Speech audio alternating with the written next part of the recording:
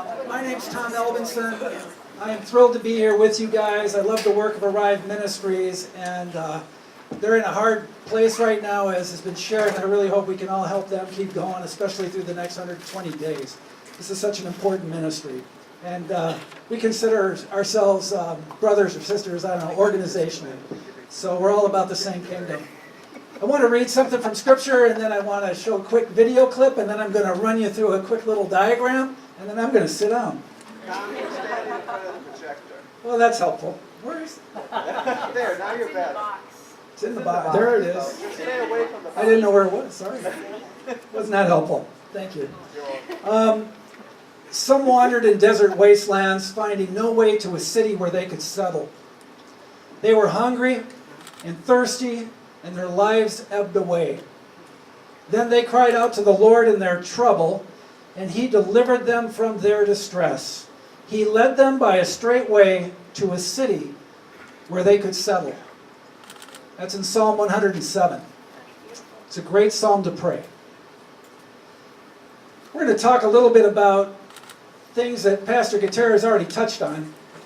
But before we take another step, I'm going to see if I can make this thing play. This is really fast, 15 seconds, so I hope you can hear it and see this.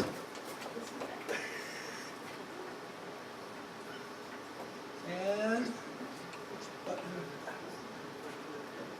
We'll do it there. Who's that?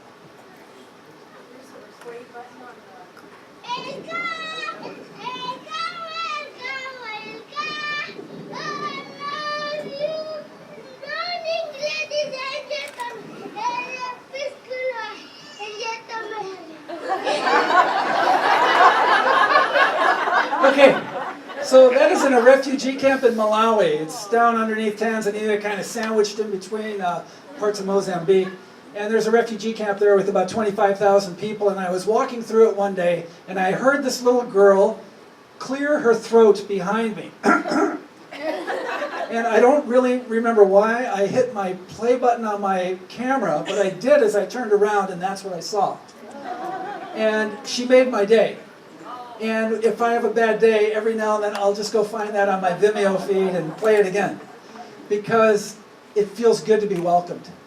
And you can tell she used what English she had, and with all her heart, and even in song, welcomed me into her place. That is powerful. It's been 2 years since I took that video, and it still warms my heart. That's how powerful a welcome is. It can change everything. You don't even see what was behind her. Mud huts in a treeless refugee camp. You don't even see that because of her beautiful smile and welcome. Welcomes are powerful things. We're going to take a quick look, because I think you guys do a little bit of welcoming here. I'm going to see if I can get this thing actually forward.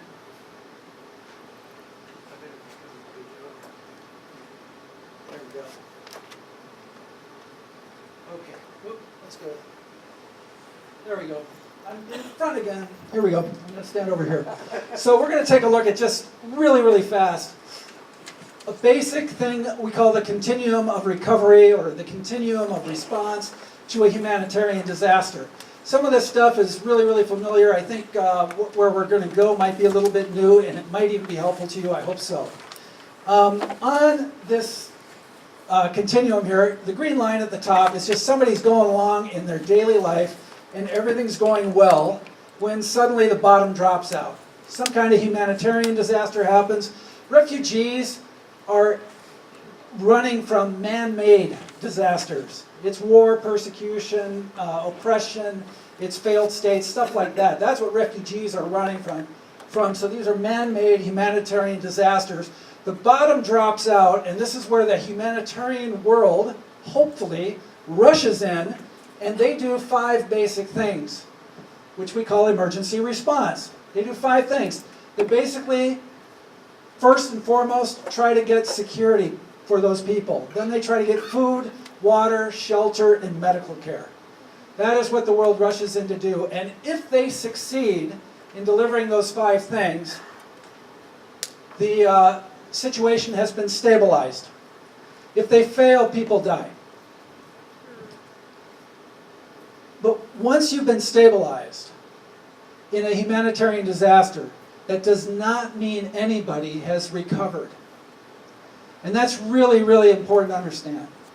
A lot of times we think, oh good, they got to a refugee camp. But that is a temporary place. It's like an emergency room in a hospital. You shouldn't stay in a hospital for 20 years, or an emergency room of a hospital for 20 years. Like our brother, Pastor Gutierrez, spent 20 years in Kakuma refugee camp.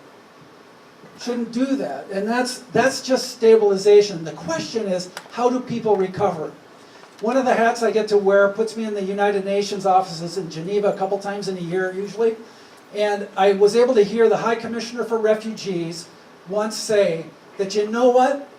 The humanitarian world and the UN and governments are pretty good at emergency response, but we're not good at helping people recover and rebuild their lives. And he said, you know what? That isn't probably our strong point. It's not in our domain. And so he called a meeting in December of 2012, I believe it was. He called a meeting in Geneva and invited faith leaders from around the world to come together. And he said, I think that this recovery process is in your domain. And we have to figure out how to work together in order to find long-term, durable solutions for people who've been forcibly displaced. And I fully agree with him on that. We heard Pastor Gutierrez use words like hope and meaning and dignity. And when you're responding to a humanitarian disaster, those groups do not have the luxury of worrying about hope, dignity, and meaning. They're just trying to keep people breathing. And often that process, simply because of what it is, can be dehumanizing. And one of the questions I've asked myself for years is, how do you rehumanize people? I actually think that's the domain of the church. Our currency is hope, healing, life. That's our currency. And that's why we have to show up. And I'm surprised, but the UN even agrees. So the question is, what does recovery work look like? Now, when most people think of refugees, we think about people in need, right? Got to help them.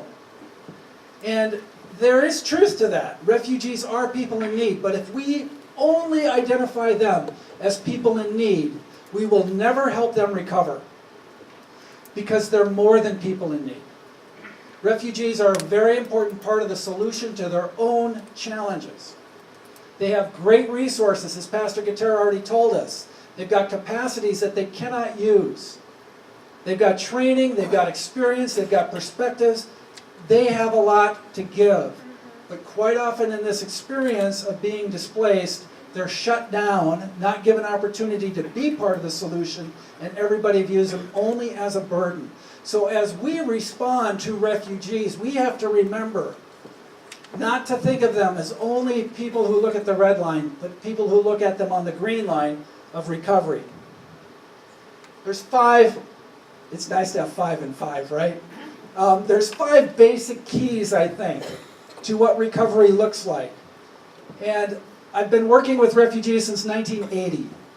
And it only has been since I've been in places like Kakuma Refugee Camp, and I've had friends like Pastor Gutierrez, where I've started to ask the question, so what is it that helps a person not lose heart? What is it that helps a person be resilient in their situation? And I've really gleaned most of what's up here and what's on the paper on your table that has this continuum. The things I've gleaned here are primarily things that I've seen in refugee churches. It's what I've seen them do, because these are congregations of our brothers and sisters, all of whom have been traumatized, including the pastor, the shepherd of the community. And yet they don't lose heart, and they keep going. And so my question was, well, how do they do that? And so I've been watching and learning from them. And the very first and most important thing is when you're displaced, you are ripped out of your community. And when you're ripped out of your community, as Pastor Gutierrez said, loneliness and isolation are a big deal. So you need community. It is an essential human need. One of the most severe forms of punishment our society can give someone is to rip them out of community and put them in isolation. And so when people are ripped out of community, this is a basic, essential human need. So community is really key. Faith is extremely key. I have had a rich study of Scripture recently looking for people in the Bible who lost heart and asking the question, so how did they find resilience? How did they recover? Where did they find hope again? And the Bible's full of stories. And the book of Psalms is full of Psalms that talk about despair and then suddenly moving towards hope. And that could be a really exciting study for everybody here to do someday. It's fascinating. Hagar is a wonderful story of despair to hope herself. And what you'll find as you, I'll give away what you're going to find out, okay? But what you'll find as you look at people moving from despair to hope is they find out God sees, God hears, and God cares. That's what happens. Hagar pretty much puts the blueprint out there. But that is critical. And the Christian faith speaks of a God who sees, who cares, and who hears. And so when you get that deep in your heart, that kind of faith, that changes everything. And I've seen it in refugee churches, and I've seen it in people's lives here as well. Emotional well-being is critical. Anybody who's been forcibly displaced has suffered trauma, as we've said. Some people had pre-existing conditions. There's all kinds of things that happen in refugee camps. The United Nations a few years ago said that the most dangerous place on the planet for children are refugee camps. So terrible things happen all the time, and it's compounded over the years while you're in a refugee camp, even after the initial trauma. And so sometimes emotional well-being suffers. And people need to be heard, understood, and healed. And again, healing is one of those things the church is a part of in society. Capacity. If you have, anybody have any cattle? Somebody must own some cattle here. Yeah, look at that. We got some people with cattle. So if you need somebody to help you with your cows, the best people you could possibly find are people from South Sudan. They're like the cattle whisperers. These guys are great with cows. But when one of those guys ends up in Minneapolis, even though they're experts when it comes to cows and cattle, that skill doesn't help them here. And so you need a new skill to survive in your new context. And so new capacities are necessary. The fifth one, the word there is collaboration. But it's probably not quite what you're thinking. I'm going to dare say, with our brother Jean-Pierre here to correct me, but in most refugee experiences, the NGOs, the humanitarian organizations out there, will sometimes invite refugees to work for them, or to volunteer with them, or to help them. And that's great. But the refugees themselves are doing many things. Many of them have a vision that God Himself has put on their heart, especially our brothers and sisters. Some of them have dreams about what they could do. And when I say collaboration, I actually mean getting behind their ideas, getting behind their dreams, giving their hopes life. And so not asking them to help us, but for us to come along and help them. Does that make sense? So to partner with them. So we have this wonderful partnership with the United Refugee and Host Churches in Kakuma Refugee Camp, and we pretty much ask them, so what's God put on your heart? It's amazing. One time I was in the camp, and these guys, it's not a nice place up there. And Pastor Gutierrez and some of the other leaders in the church, they said, you know, thanks for asking about what our challenges are, but there's this other camp that you might not know about for internally displaced people, Kenyans here, and their situation is worse than ours. They don't even have water. And so they took us over to the IDP camp that was on the other side of the town, and they said, can you do something to help them? And it's like, well, I don't know, but we can sure pray and we can sure try. And so getting together and listening to each other, and even in our work here in Minneapolis, getting behind the ideas that the folks have that we're trying to help encourage and walk alongside of. So that's kind of a grid there. I think one of the key things here is just to be thinking in terms of humanizing people, treating them like real life people again. Pastor Gutierrez made that clear. That's one of their biggest hopes, is to be treated like a human again. And I think those 5 things are all within the capacity of a local church, and they can make a big difference in bringing people back to life. Thanks.